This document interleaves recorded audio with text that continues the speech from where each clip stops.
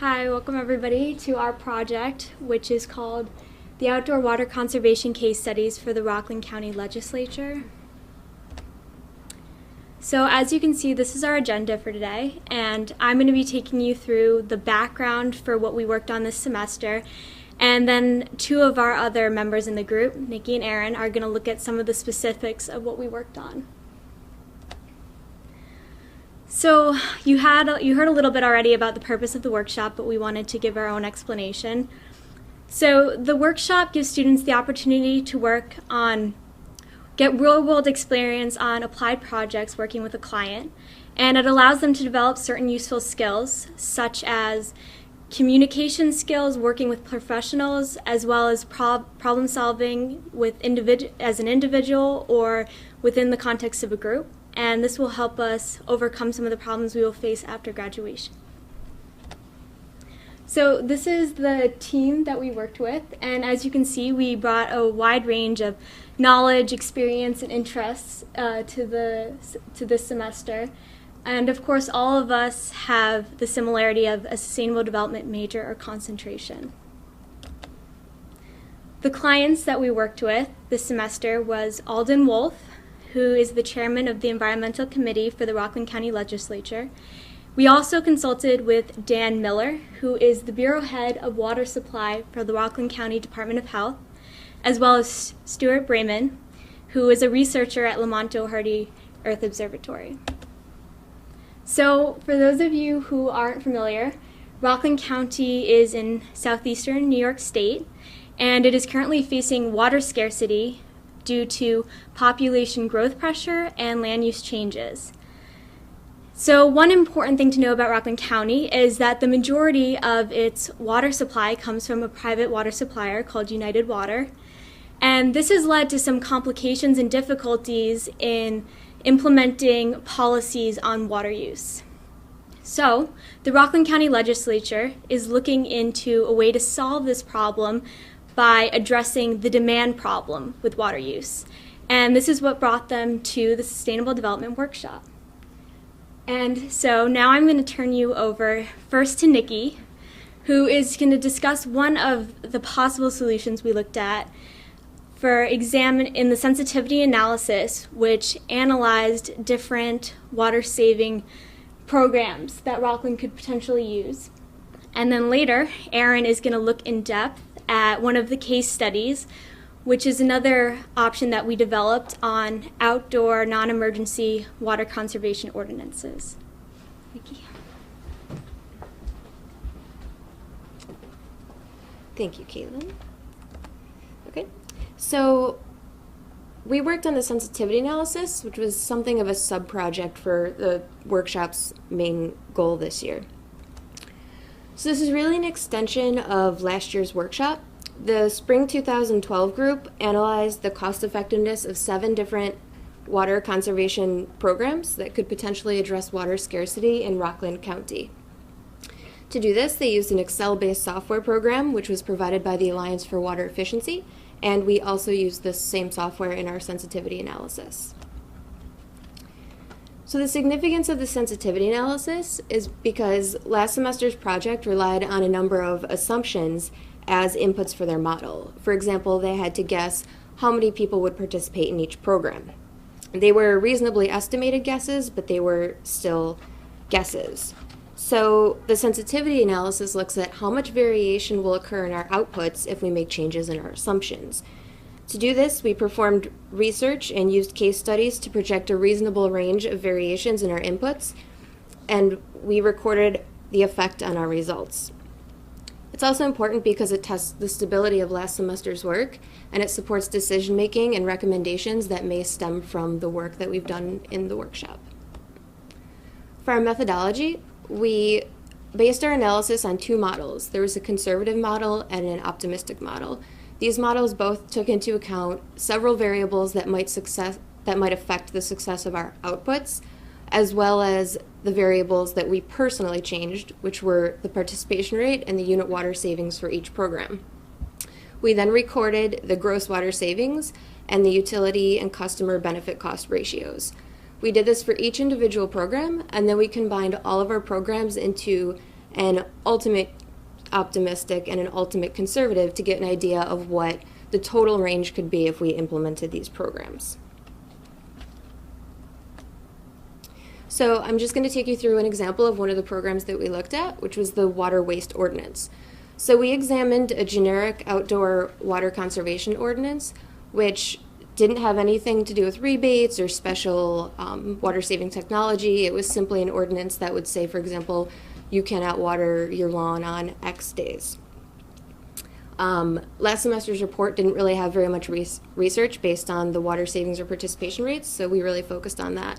One way we did this was we used the United Water Survey to get an idea of how many people water their lawns in Rockland County on a regular basis. We also took into account a couple other important assumptions, one of which was the potential annual unit water savings, which we calculated to be 81 gallons per household per day. And we got this from a combination of information on the Lamont Doherty website, as well as further hypothesizing on our part. We also included 25% of potential for optimistic and 10 for conservative, and this takes into account how often regular lawn watering occurs, as well as how many days the ordinance would be implemented. So for our results, we found that the ordinance program was can be considered cost-effective in all of our scenarios, in both the conservative and optimistic, as well as this semester's work and last semester's work. We also saw meaningful water savings achieved in both scenarios, which amounted to about 360,000 gallons per day in the optimistic and 80,000 in the conservative. These are definitely meaningful because our standard is the projected long-term supply requirement of 7.5 million gallons per day. So there were a few programs that were consistently cost-effective both last semester and this semester. There was a residential high-efficiency toilet rebate program. There was the water waste ordinance, and the single-family high-efficiency washer rebate program that would require a slight modification for machine eligibility, but it was cost-effective with that modification, and we do recommend that. We also found that in our cumulative model, when we put all the individual programs together, that there was a total water savings in 2021 of over 3 million gallons in the optimistic model and over 1 million gallons in the conservative model. And again, this is measured against that 7.5 million gallon per day standard, so it is meaningful. So this chart just shows all the projected water savings scenarios over all of our different models. The ones that we calculated that we really want to draw attention to are the green line, which is the second from the top, and our new optimistic model, and the red line, which is all the way at the bottom, which is our conservative model. We do want to point out that the old optimistic model, the orange line on the very top, is very clearly out of the range that we calculated. That's because we found that there was far too optimistic assumptions in one of the programs last semester, which was the toilet rebate program. That, combined with the washer program, comprised 2/3 of our total water savings, so that shows up as like quite a significant effect on our graph, which is why that is outside of the range. So just some final conclusions. Last semester's limits were found to be valid based upon our sensitivity analysis, with the exception of that high-efficiency toilet rebate program, which we discussed before was too optimistic last semester. We also found that about 2/3 of our water savings came from rebates targeted at high-efficiency appliances, which would be high-efficiency washing machines and high-efficiency toilets. We also want to point out that the water waste ordinance, while it was a small effect, it was definitely meaningful, and we do want to point out that that particular program is only in effect for a portion of the year. People don't tend to water their lawns in winter, at least in New York. So our numbers are annual, but we hypothesized that if we looked at the peak usage season, this water waste ordinance would actually comprise a much more significant portion of our total effect. So with that, I'm going to hand it off to Aaron, and he's going to talk about the more qualitative portion of our project, which entailed further researching water waste ordinance case studies. Okay, I'm going to talk about one of the case studies. And the problem that we approach this with trying to solve is how to introduce non-emergency outdoor water conservation ordinances in Rockland County. Our methodology was to get a wide scope across the U.S. of water ordinances which are already in place in certain counties, towns, and cities. We looked from the East Coast all the way to the West Coast. Alex looked specifically at California and Washington State, Melissa and Caitlin in the greater New York City area, specifically in Nassau County, and Shelley and I looked at North Carolina, Massachusetts, and New Jersey. Today here's a list of the 11 locations that we looked at, but today I'll be specifically talking about Cary, which is in inland North Carolina. A little background on Cary. Cary is very similar to Rockland in terms of demographic. It's an affluent suburb. It's very close to UNC Chapel Hill and NC State Raleigh. It's a suburb of Raleigh, and the population has grown by 50,000 over the past decade, coupled with a persistent drought from 1999 till 2002, and the driest year on record. The water scarcity has been exacerbated. They only have one major source, which is a surface source, and that's Everett B. Jordan Lake, with a maximum withdrawal under law of 24 million gallons per day. Residential customers account for 71% of total consumption, and 42% of total demand is associated with residential irrigation, making it a very good place to start for water conservation. And unlike Rockland, water in Cary is managed at the town level, and they are able to pass ordinances and directly influence the water supply that way. In 1996, they had great oversight, and they implemented a conservation and demand management program with a stated goal to reduce per capita consumption by 20% by the year 2015, which is on track to be met.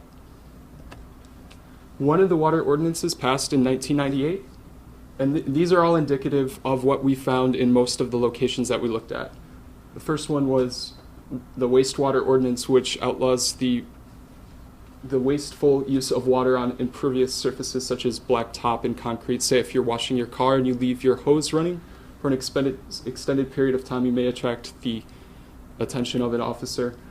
And also the negligent treatment of major leaks. If your hose or irrigation system has a major leak and it's wasting water, then you also may be subject to a warning and then a fine. The rain sensor ordinance is very much what it sounds like. It's a mechanism which senses when it rains and shuts off the irrigation system. All customers, residential and non-residential, are required to install them, and they cost about $20 to $30, making it affordable for the local demographic. And the final one is an alternate day watering ordinance, which allows customers to water their lawns on an alternate basis, so odd addresses on one day, even on the next, on a rotating basis. Although there are a few exceptions, if you have a drip irrigation or any high efficiency technology to deliver water straight to the root, then you're allowed to water any day of the week. And this also goes for private wells and ponds on properties. As far as implementation, Cary allots $185,000 for 5 what they call public education officers to patrol and look for violations. And they typically patrol during Monday through Friday, normal business hours, but during drought periods they will patrol 24/7. And as you can see from this graph, during drought periods, when they implemented 24/7 patrolling, there is a huge spike in ordinances. So this would tell us that maybe the amount of ordinances reported sort of goes along with how much they are actually patrolling. But aside from sort of punitive measures, Cary has a huge emphasis on education, and in symphony with these ordinances, they have also adopted education programs at the elementary level. They have town employees go in and speak to 2nd and 3rd graders and give them tours of water treatment facilities, and they have community outreach programs that teach residents about conservation methods as well. Results in Cary, they have been successful, and they are on track to reduce per capita consumption by 20% by the year 2015, although their population continues to increase at an annual rate of 5%. So this means overall consumption continues to rise. and currently they're at 50% of total supply as far as demand right now, and the EPA estimates by 2030 78%, an increase to 78% in demand. To sort of fix this problem, one of the methods they're using is to start to use reclaimed water, which removes the solid waste from water and which then can be used for irrigation or manufacturing processes, just not for drinking. So overall lessons that we've sort of observed for Rockland County, there are many. We put them into broad categories of relationships, enforcement, incentives, and education programs, and water efficient landscaping. As far as enforcement and education, compliance is key in these. If the community is not involved, if they're not conservation minded, then the ordinances will not be successful. Although the Rockland County legislator has limited ability to really implement education programs, we suggest that they look into all avenues possible to get the community on board. Leveraging relationships between the layers of government is especially important in Rockland because water scarcity is a very localized phenomenon, because otherwise the surrounding municipalities, they have plentiful water. It just so happens that Rockland County was not allotted any water from New York City supply when it was established in the early 1900s. Also, learning from the past and writing flexible ordinances that allow exemptions such as drip irrigation, or if the customer waters their lawn by hand, then it's also important to include that in the ordinance. And lastly, water efficient landscaping using high efficiency varieties of grass and methods to apply the water. It's more of a holistic approach, and we also think that on top of the ordinances that it should be explored. In conclusion, we sort of have introduced a wide variety of options for Rockland County to look into, but even with the complexities of introducing water ordinances, there is a clear benefit as far as conservation goes in water demand reduction if they are to implement them. If you have any questions, feel free to ask any of us. How did you select the different locations across the United States to compare and contrast your case studies? Well, Stuart Brayman, who Stuart Gavin recognized at the beginning, he's kind of been our special advisor. He started out by giving us a few recommendations and contacts to search for and kind of follow up with that he's met in his conservation sort of experiences. And then specifically for the West Coast, it involved a lot of kind of hit and miss. I would talk to someone and then they would refer me to someone else. So it was a lot of internal referrals. It seems that the conservation community is pretty tight-knit across the U.S., so we worked via that method. Yeah, and just overall geographically, we try to find ordinances around Rockland County that are close to where we're looking at, so it's more relevant. What was the big surprise for this coming out of this for you? I mean, you guys were building on data from a previous semester, so I'm just wondering if there was something that happened that you were shocked to see, or was it really just what you expected?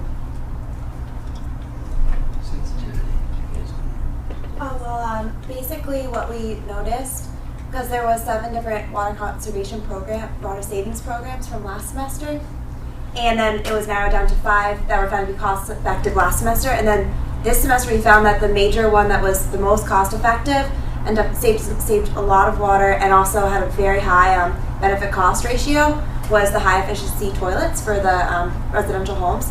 So in addition to saving a lot of water, also it's a very cost effective program. And on the case study side, well, the reason why we looked into this to begin with was because last semester was focused on analyzing these different programs. They took up to analyze the range, the sensitivity analysis, and then the case study, one of the programs that was the least well researched was the one that the case study sort of took up. I don't know if you guys want to speak to any surprises that you found in your case studies. I think one of the major surprises was how they enforce these ordinances, not necessarily through just punitive measures. Because I was also looking at Chapel Hill, which has reduced per capita consumption by 30%. They do not even have officers who patrol it strictly through education.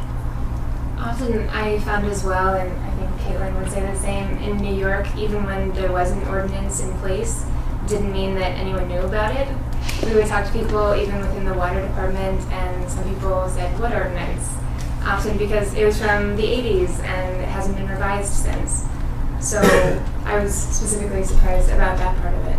Yeah, a lot of them seem to be the most aware about the ordinances they had during water emergencies, so for drought conditions. And that seems to be the greatest focus in the most immediate area around Rockland.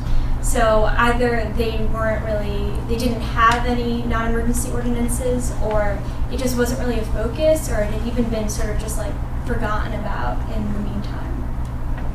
And just going along with what Erin said, before I dive into researching my ordinances, I felt that probably the more you spend on like enforcement, maybe the better results you would get.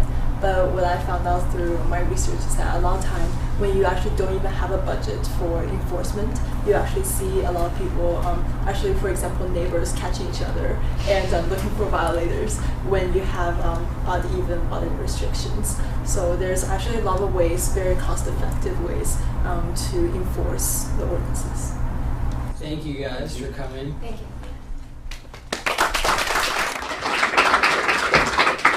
I like that question because we want things that they haven't necessarily prepared for, like what surprised you about the project.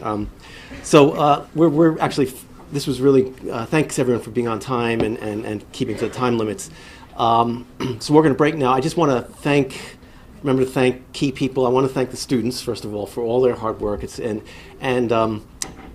Actually, the high point of this is always fun, but the high point of the semester, in my experience, is when we go to the offices of the clients and actually deliver this a little more technical, actually significantly more technical presentation again to the experts. And I have always really been amazed at how skilled you guys have gotten. A lot of it comes out with more difficult questions, technical questions, which really are fun. I think you'll enjoy that and find it very satisfying as well. But I also want to thank Eileen for doing continued excellent TA assistance this semester. Dr. Brayman, again, he's been painstaking in attending so many classes as a liaison to sort of, again, as I say, an unusual relationship with our workshop, which has worked out very well, because I could never bring in this kind of technical knowledge because it's not my area of work. And then last but not least, I want to thank Natalie and Jessica for the admin assistance they give us. They never say no to anything we ask.